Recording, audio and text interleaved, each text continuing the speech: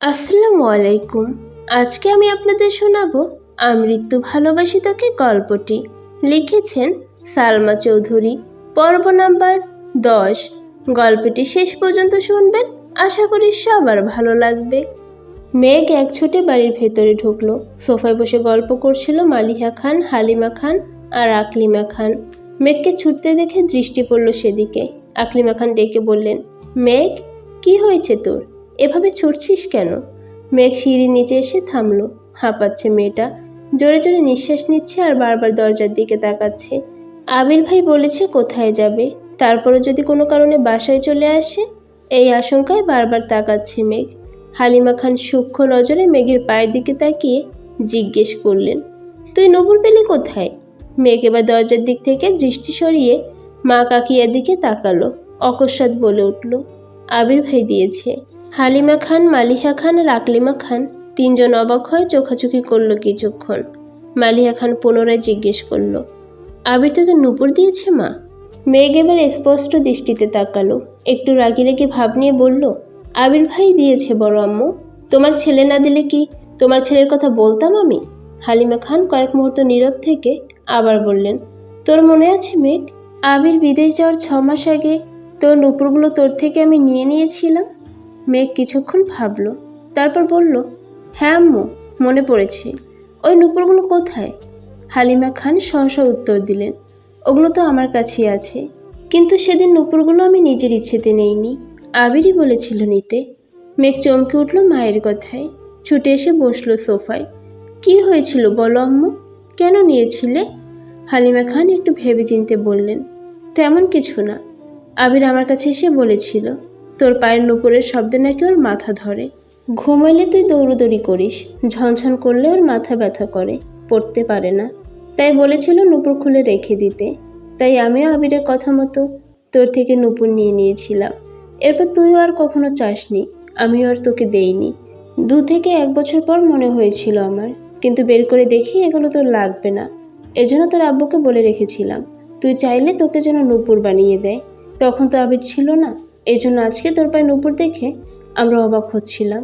মেঘ ভাবনায় পড়ে গেল। ছোটবেলায় আবির ভাই নূপুর খুলতে বললে এখন উনি নিজের হাতে কেন পরিয়ে দিলেন? এখন কি ওনার মাথা ব্যথা ভালো হয়ে গেছে? তৎক্ষণাৎ মনে হলো আবির ভাইয়ের কথা। তাহলে কি সত্যি আমার চালচলন পর্যবেক্ষণ করতে নূপুরগুলো দিয়েছিলেন, নাকি ছোটবেলার কথা ভেবে মনটা নরম হয়েছে ওনার? আকলিমা খান হাসি মুখে বলে উঠলেন, ওইসব বাদ দে, শপিং ব্যাগে কী রে মেঘ? মেঘ কাকিমার কথায় স্বাভাবিক হয়ে বলল, হিজাব। কেউ আর কিছু বলল না, তারা তাদের আড্ডায় মনোযোগ দিল। মেঘও শপিং ব্যাগ নিয়ে সিঁড়িতে উঠে ব্যস্ত হলো। রাতের আবিরের সাথে মেঘের দেখা হয়নি। প্রতিদিনের মতো আজকেও সকাল 8টায় অফিসের জন্য রেডি হয়ে খেতে বসেছে আবির। মেঘ ইচ্ছে করেই আজ সেজেগুজে খেতে নামবে ভাবলো। চুল ছাড়াই সেগুলো কোমর ছড়িয়ে পড়েছে, মাথায় পিচ্চি বাচ্চার মতো পুতুলের বেলও দিয়েছে, কালো জামা পরেছে, সাথে ম্যাচিং কালো ওড়না, অস্ত্রতয় হালকা গোলাপি রঞ্জক লাগিয়েছে। সিঁড়ি দিয়ে নামছে। আবির এক পলক তাকাতেই স্তব্ধ হয়ে রইল। মেয়েটা এমনিতেই অনেক ফর্সা, তার মধ্যে কালো জামা পরাতে অসম্ভব সুন্দর লাগছে। সাথে চুলগুলো ছাড়া থাকতে মায়াবন বিহারিণীর মতো লাগছে অষ্টাদশীকে। আবিরের চোখ সরাতে পারছে না, অবিচলিত আঁখিতে তাকিয়ে আছে অষ্টাদশীর পানে।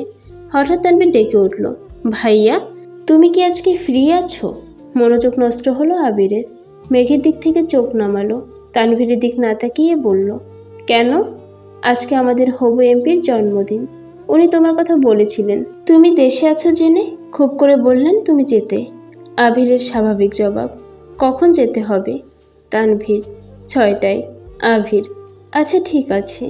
মেঘ এতক্ষণে টেবিলের কাছে চলে এসেছে। 3 কর্তায় যেন ঘাড় ফিরিয়ে তাকালো। সকলেই এক নজর পায়ের দিকে তাকালো, কিন্তু কেউ তেমন কথা বলল না।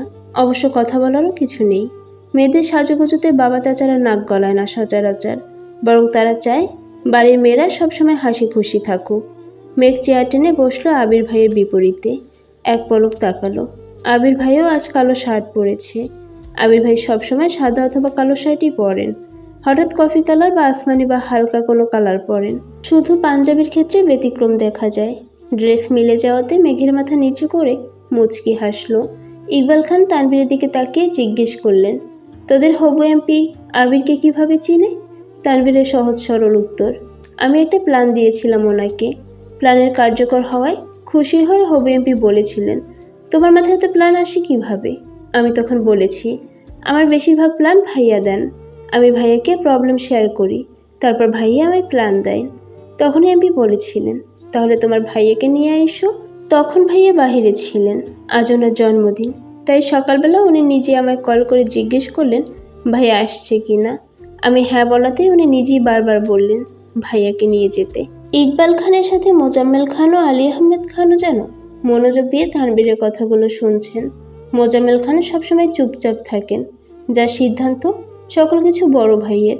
তানভীর এসব কথা শুনে আলী আহমেদ খান রাগে ফুঁসছেন। রাগান্বিত স্বরে বললেন, আবির, আমি কিন্তু তোমায় আগেই সাবধান করেছি, রাজনীতিতে তুমি জড়াবে না। আবির নিরুদ্বেগ কণ্ঠে উত্তর দিল, আমি তো বলেছি রাজনীতি করব না। তাহলে তানভীরকে রাজনীতি নিয়ে প্ল্যান দাও কেন? রাজনীতি নিয়ে মাথা ঘামাও কেন? আর এমপির জন্মদিনে যেতে এক কথায় রাজি হলে কেন? এই বুদ্ধি প্ল্যান ব্যবসায় লাগালে আমার ব্যবসাটা আরও এগোতো। গম্ভীর কণ্ঠে একটানা কথাগুলো বললেন আলী আহমেদ খান। মেঘ, মিমার আদি চুপচাপ খাচ্ছে। বাবা চাচার কথায় কোনো মনোযোগ নেই তাদের। মেঘ খাচ্ছে আর মিটিমিটি হাসছে, আবার একটু পরপর আবির ভাইয়ের দিকে পিট করে তাকাচ্ছে। আলী আহমেদ খানের কথায় আবির খাবারের প্লেট থেকে চোখ তুলে তাকালো। রাশভারী কণ্ঠে বলা শুরু করলো, তোমাদের কয়েক বছর যাবৎ একটাই সমস্যা, তানভীর কেন রাজনীতি করে। মেন কথা, তোমরা রাজনীতি পছন্দ করো না, কিন্তু আমি মন থেকে চাই তানভীর রাজনীতি করুক, এবং সেটা মাঝপথে ছাড়ার জন্য না। সভাপতি, এমপি, মন্ত্রী পদে পদে নিজের সাফল্য বয়ে আনুক, এবং আমার বিশ্বাস আমার ভাই সফল হবে ইনশাআল্লাহ। কয়েক সেকেন্ড থেমে আবার বলা শুরু করলো, প্রতিটা বিষয়ে আমরা নিজেরা যখন ভাবি তখন একতরফা ভাবি। মনে হয় আমি যে ভাবছি সেটাই ঠিক, এটা করলেই পারফেক্ট হবে, কিন্তু সব দিক থেকে সেটা পারফেক্ট নাও হতে পারে।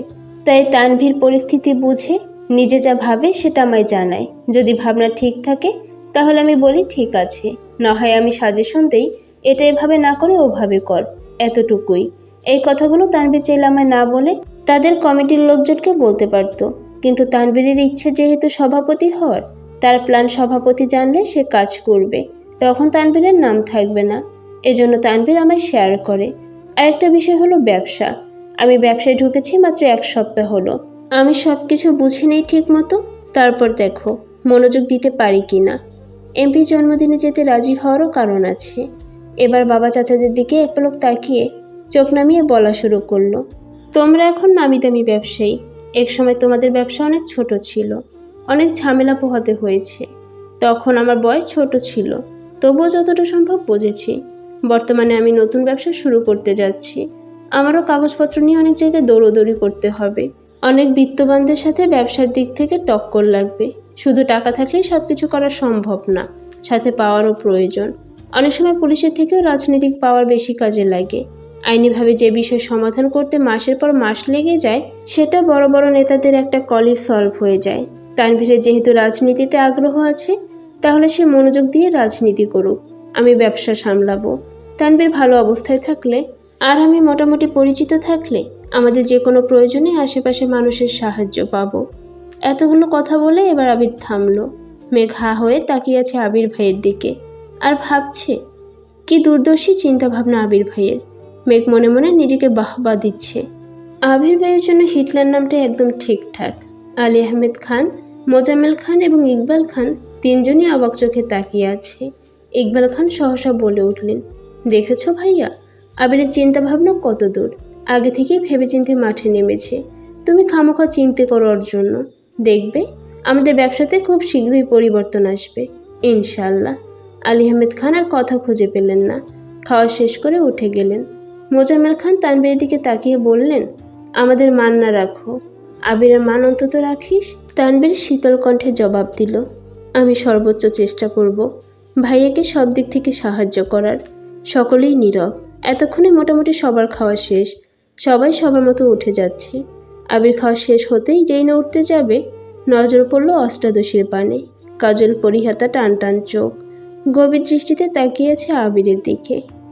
আবির টেনে হিচড়ে দৃষ্টি সংযত করলো, হালকা করে কাশি দিল। মেঘ এখনো বিভোরে তাকিয়ে আছে। আবির এবার দাঁড়াতে দাঁড়াতে বলল, মুখটা বন্ধ কর মেঘ, মাছি ঢুকবে মুখে। মেঘ নড়ে চড়ে বসলো। আবির ততক্ষণে বেসিনে চলে গেছে হাত ধুতে। মেঘ নিজের মাথায় নিজে গাঁটটা দিল। ছি, আবির ভাইয়া কি ভাবলো? যতই মন শক্ত করি, আহমকের মতো আবির ভাইয়ের দিকে তাকিয়ে থাকবো না ভাবি, ততই যেন আবির ভাইয়ের কাছে বেকুব শাস্তিছি। সেই যে মাথা নিচু করে খাচ্ছে আর মনে মনে নিজেকে বকতে ব্যস্ত। আবির ভাই কখন ব্যাগ নিয়ে বেরিয়েছেন সেদিকে নজর নেই মেঘের। খাওয়া শেষ করে রুমে গিয়ে পড়তে বসেছে। আজ কোচিং প্রাইভেট নেই, তাই 3টা পর্যন্ত টানা পড়াশোনা করেছে। তারপর গোসল করে খেতে এসেছে। বিকেল হয়ে গেছে, তাই কাকি আর বড় আম্মু ঘুমোচ্ছেন। হালিমা খানও শুয়েছিলেন। মেঘের সিঁড়িতে নামার সময় নুপুরের শব্দে বেরিয়ে এসে খাবার দিলেন মেঘকে। মেঘ চুপচাপ খাবার খাচ্ছে। হালিমা খান পাশের চেয়ারে বসে শান্ত কণ্ঠে মেঘকে জিজ্ঞেস করলো, পড়াশোনা ঠিকমতো করছিস তো মা? মেঘ উপর নিচ মাথা নাড়ালো শুধু। হালিমা খান, আর তো কয়েকটা দিন, এরপরই তো রেজাল্ট দিয়ে দিবে, তারপরে তো ভর্তি পরীক্ষার যুদ্ধ শুরু হয়ে যাবে। মেঘ চুপচাপ খাওয়া শেষ করে সোফায় বসে টিভি দেখছিল। হালিমা খান সব গুছিয়ে মেয়ের পাশে বসলেন। মেঘ কিছুক্ষণ পর মায়ের উরুর উপর মাথা রেখে শুয়ে পড়ল। হালিমা খানও সযত্নে মেয়ের মাথায় হাত বুলিয়ে দিচ্ছেন। বিকেলে গোসল করাতে চুলগুলো এখনো ভেজা। হালিমা খান একটু রাগে রাগে বললেন, সারাদিন বাসায় থেকেও বিকেলে গোসল করিস কেন? ঠিকমতো না খেলে, ঠিকমতো গোসল না করলে তো অসুস্থ হয়ে যাবি, তখন তো পড়তেই পারবি না। মেঘ চুপচাপ মায়ের হাঁটু আঁকড়ে শুয়ে আছে। ততক্ষণে 5টা বেজে গেছে। আবির আজ একটু তাড়াতাড়ি চলে এসেছে অফিস থেকে। 6টায় এমপির জন্মদিনের অনুষ্ঠানে যেতে হবে। বাড়িতে ঢুকে চুপচাপ সিঁড়ির দিকে যাচ্ছে। পায়ের শব্দে হালিমা খান তাকিয়ে দেখলেন আবির। হালিমা খান কোমল কণ্ঠে বললেন, এত তাড়াতাড়ি চলে এলি যে, কফি দিব তোকে? আবির দৃষ্টি পড়ে সোফায়। হালিমা খানের উরুতে শোয়া মেঘকে দেখে বুকের ভিতর ছ্যাদ করে উঠল আবিরের। মায়ের কথা শুনে মেঘও ঘাড় ঘুরিয়ে তাকালো। চোখ পড়ে সিঁড়ির কাছে আবির ভাইয়ের দিকে। সঙ্গে সঙ্গে সোজা হয়ে উঠে বসলো। আবির তৎক্ষণাৎ তড়িৎ গতিতে মেঘের কাছে আসে। ভয়ার্ত কণ্ঠে বলে, কি হয়েছে তোর? বলতে বলতে কপাল গালে গলায় হাত রাখলো একবার। আবির ভাইয়ের উষ্ণ হাতের ছোঁয়ায় কেঁপে উঠল অষ্টাদশী। আবির হাত সরিয়ে উত্তেজিত কণ্ঠে আবারও প্রশ্ন করলো, শরীর খারাপ লাগছে? মাথা ব্যথা করছে? মেঘ যেন বিস্ময়কর দৃষ্টিতে তাকিয়ে আছে আবির ভাইয়ের অভিমুখে। আবির ভাইয়ের কপালে ঘামে চিকচিক করছে। হালিমা খান অভিযোগের স্বরে বললেন, আরে দেখ না, সারাদিন বাসায় থেকেও অসময় গোসল করে, এত লম্বা চুল, শুকাতে তো সময় লাগে নাকি? নিজের কোনো যত্ন নেয় না, কিছুই না। আবির সহসা বলে উঠল, মামনি, একটু কফি করে দিবে প্লিজ? হালিমা খান সরল উত্তর, তুই বস একটু, এখনই নিয়ে আসছি। হালিমা খান উঠে রান্নাঘরে গেলেন। আবির ঘুরে গিয়ে হালিমা খানের জায়গায় বসলেন। মেঘ নিচের দিকে চেয়ে ঠোঁট কামড়ে ধরে বসে আছে। চিহ্ন বক্ষ দরফর করছে অষ্টদশীর। আবির ক্ষুদ্র চোখে তাকিয়ে আছে অষ্টদশীর পানে। নিরুধম্য কণ্ঠে শুধল, কি হয়েছে তোর? মন খারাপ? মেঘের দুনিয়া ঘুরছে। মনের ভেতর টালমাটাল অবস্থা। হৃৎপিণ্ড ঘুরছে দিক বিদিক। কিছু সেকেন্ড পর কোনো রকমের এপাশ ওপাশ মাথা নাড়ালো। আবির একটু চুপ থেকে গম্ভীর কণ্ঠে বলল, কেউ বকেছে তোকে? সহসা মেঘের জবাব, কেউ বকেনি। আবির এবার দীর্ঘশ্বাস ফেলল। বেশ ঠান্ডা কণ্ঠে বলল, তাকা আমার দিকে। মেঘ এবার দ্বিতীয় দফায় ধাক্কা খেলো। মেঘ নড়ে উঠল। কাঁপা কাঁপা চোখে তাকালো আবির ভাইয়ের চোখের দিকে। আবির ভাইয়ের শীতল চাউনিতে অষ্টাদশীর মনে ঝড় শুরু হয়েছে। সাগরের গভীরতার ন্যায় চোখের দিকে বেশিক্ষণ তাকিয়ে থাকা সম্ভব হলো না মেঘের। চটজলদি মাথা নিচু করে ফেলল। আবির তখনও তীক্ষ্ণ দৃষ্টিতে তাকিয়ে আছে অষ্টাদশীর দিকে। আবির কিছুটা ভেবে শক্ত কণ্ঠে বলল, মেঘ, আমি এইবারই সিঙ্গেল একটা মানুষের মুখেও তোর নামে অভিযোগ শুনতে চাই না। মেঘের অভিভুক্ত বোঝা গেল না। চিবুক গলায় নেমেছে। নিজের মনের উথাল পাথাল পরিস্থিতি সামলাতে ব্যস্ত অষ্টাদশী। আবির কপাল গোটায়। হঠাৎই পল্লব ফেলে দীর্ঘশ্বাস ছেড়ে শক্ত চাউনিতে মেঘের দিকে তাকায়। কাল থেকে বিকেলে কোচিংয়ে যাবি। ওনাদের 3টায় ব্যাচ আছে। প্রতিদিন 11টায় গোসল করবি। 1টার পর নামাজ পড়ে খেয়ে প্রাইভেটে যাবি। তারপর কোচিং শেষ করে বাসায় আসবি। আমি কোচিংয়ের কথা বলে নিব। এতক্ষণে হালিমা খান কফি নিয়ে হাজির হলেন। আবির স্বাভাবিক কণ্ঠে বলল, মামনি, মেঘ কাল থেকে 11টায় গোসল করবে আর বিকেলে কোচিংয়ে যাবে। ওর গোসলের টাইম যদি 1 মিনিটও এদিক সেদিক হয়, তুমি সঙ্গে সঙ্গে আমায় কল করবা। এতটুকু বলেই কফির কাপ নিয়ে সিঁড়ি দিয়ে ধপধপ করে উপরে চলে গেল। মেঘের হৃৎপিণ্ড দুভাগ হয়ে গেল আবির ভাইয়ের কথায়। এতদিন মনের ভেতর শুধু তুফান চালিয়েছে এই লোকটা, এখন মেঘের জীবনেও তুফান চালাচ্ছেন। বন্যা তো 10টার ব্যাচে যাবে, মেঘ একা একা বিকেলে পড়তে যাবে, ওখানে তো কাউরেই চিনে না। ভাবতে আহত হলো মনটা। ঠায় সোফায় হেলান দিয়ে বসে আছে মেঘ। হালিমা খান মেঘকে 1 কাপ কফি এনে দিলেন। মেঘ কিছুটা স্বাভাবিক হয়ে কফি খাওয়ায় মনোযোগ দিল। কিছুক্ষণ পর মেঘ সিঁড়ি দিয়ে উঠছে রুমে যাওয়ার উদ্দেশ্যে। তখনই সিঁড়ি দিয়ে ব্যস্ত পায়ে নামছে আবির ভাই। এমপির জন্মদিনের অনুষ্ঠানে যাওয়ার জন্য রেডি হয়েছেন। খয়েরি রঙের শার্ট কনুই পর্যন্ত হাতা ভাঁজ করা, কালো প্যান্ট দিয়ে ইন করা, নতুন শু জুতা, চোখে নতুন একটা সানগ্লাস, চুলগুলো খুব সুন্দর করে স্টাইল করা। এক পলক তাকাতেই মেঘ থমকে দাঁড়ালো সিঁড়িতে। আবির ভাইয়ের এক হাত পকেটে, অন্য হাতের আঙুলে বাইকের চাবি ঘোরাতে ঘোরাতে মেঘের পাশ কেটে নেমে গেলেন। মেঘ ওখানেই দাঁড়িয়ে পড়েছে। বডি স্প্রে তীব্র গন্ধে ঘাড় ঘুরিয়ে তাকালো আবির ভাইয়ের দিকে। যতক্ষণ দেখা গেল ততক্ষণ স্ত্রীর দৃষ্টিতে তাকিয়ে রইল। বিড়বিড় করে বলল, ওনার যন্ত্রণায় আমাকে পাবনা যেতে হবে মনে হচ্ছে। কিছুক্ষণ পর মেঘ রুমে চলে গেল। তানভীর সারাদিনও বাসায় ফিরতে পারেনি। সেই যে সকালে বের হয়েছিল, সারাদিন নির্বাচনের কাজে ব্যস্ত, বিকেলে বাহিরেই খেয়েছে। তারপর থেকে জন্মদিনের অনুষ্ঠানের কাজে ব্যস্ত।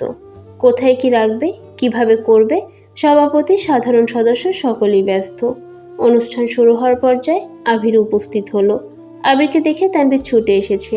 পরিচয় করে দিয়েছে হবু এমপির সাথে। হ্যান্ডশেক করে মত বিনিময় শুরু করলেন দুজনে। অনুষ্ঠান ভালোই ভালোই শেষ হলো। বেশ কিছু ছবিও তোলা হয়েছে এমপির ফ্যামিলির সাথে। আবির তানভীর এমপির দুপাশে দাঁড়িয়ে কেক খাওয়ানো সহ আরও অনেকগুলো ছবি তোলা হয়েছে। সেখান থেকে 4টা ছবি আবির ফেসবুকে আপলোড করেছে, সাথে জন্মদিনের ক্যাপশন দিয়ে।